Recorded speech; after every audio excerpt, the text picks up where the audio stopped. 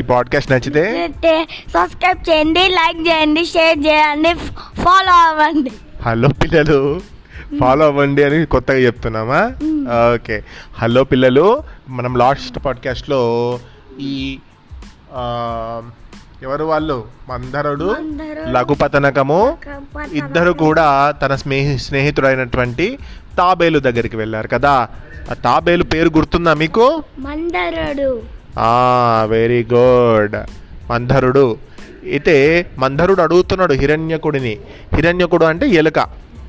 ఓ హిరణ్యక, నువ్వు అడవిలో నీకేం పని? నువ్వు మనుషుల మధ్య ఉండాలి కదా, నువ్వు మనుషుల మధ్య ఉండకుండా ఈ అడవిలో నువ్వేం చేస్తున్నావు అని అడిగాడు.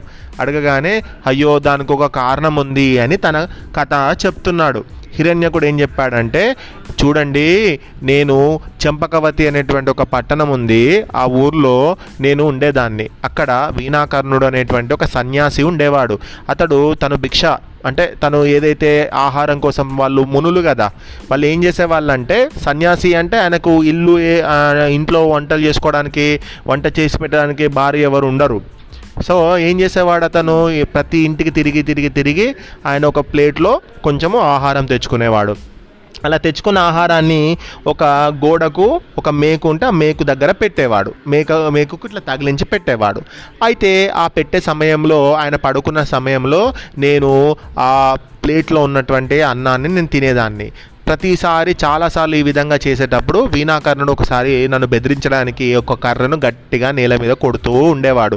అలా ప్రతిరోజు బెదిరిస్తూ ఉండేవాడు. అయినా ఆయన పడుకున్న తర్వాత నేను కొద్దిగా ఆహారం తినేదాన్ని. అలా నేను అక్కడ బ్రతుకుతూ ఉండేదాన్ని. ఒకరోజు వీణాకర్ణుడి స్నేహితుడైనటువంటి ఒక అతని పేరేంటంటే జూడాకర్ణుడు అనే అతను ఆ రోజు వీణాకర్ణుడి ఇంటికి వచ్చాడు.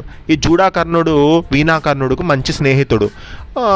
అయితే ఒకరోజు ఆయన వచ్చిన సమయంలో నేను ఆహారం తింటున్నప్పుడు ఇతను కర్ర తీసి కింద కొట్టడం చూసినటువంటి జూడాకర్ణుడు, ఏంటి వీణాకర్ణ, నువ్వేం చేస్తున్నావు అని అడగగానే, ఏం లేదు జూడాకర్ణ, ఇక్కడ ఎలుక ఉంది కదా, ఈ ఎలుక ప్రతిరోజు ఆ కంచంలోకి వెళ్ళి అక్కడ ఉన్నటువంటి ఆహారాన్ని తింటుంది, దాన్ని బెదిరించడానికి నేను కొడుతున్నాను అని చెప్పాడు.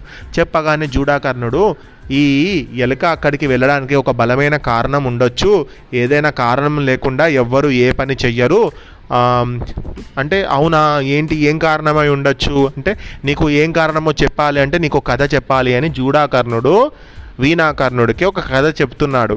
ఆ కథ ఏంటి అనేది మనము నెక్స్ట్ పాడ్కాస్ట్లో విందాం. చూడండి, ఇక్కడ ఈ కథను వీణాకర్ణుడికి జూడాకర్ణుడు చెప్తున్నాడు. ఈ అంత కథను జూడాకర్ణుడు వీణాకర్ణుడి కథను హిరణ్యకుడు తాబేలుకును కాకికి చెప్తున్నారు. అర్థమైందా పిల్లలు? కథలో కథ చాలా ఇంట్రెస్టింగ్గా ఉంది కదా. సో రేపు మనము పాడ్కాస్ట్లో బ్రాహ్మణి నువ్వులు అనేటువంటి ఈ వీణాకర్ణుడికి అతని ఫ్రెండ్ అయినటువంటి జూడాకర్ణుడు చెప్పిన కథను నెక్స్ట్ పాడ్కాస్ట్లో విందాం. శుభరాత్రి.